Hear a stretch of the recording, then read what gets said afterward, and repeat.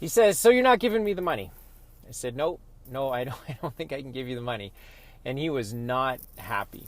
Now, I've done this long enough to know he wasn't mad at me. I just happened to be the person he took his frustration out on, because I was the one that was preventing him from doing what he thought he needed to do. And so, no, didn't do the deal. He didn't get the money, and his business really suffered. Versus this other guy. So you're going to give me the money? I said, absolutely. When can we fund?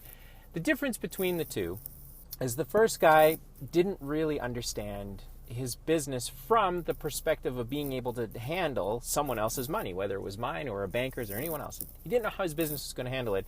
He just was fixated on this crazy notion that because his business was so amazing that his business would be able to just manage this money, and off it went.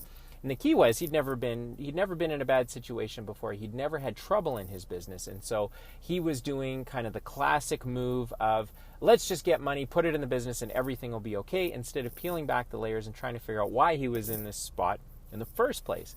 Versus the other guy they did do the deal with. He took some time. He got some help. We went back and forth on the structure of his deal. We cut back the amount of money that he was going to borrow, which, if you're a lender, you want to make fees, and so you typically want to increase the amount. But my philosophy is that the money should be a functional resource inside of a business, not like the foot on someone's neck of the business, or force a business below the waterline.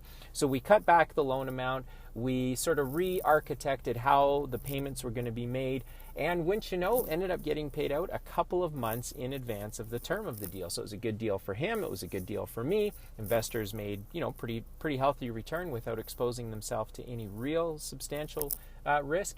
And so that's a tale of two deals.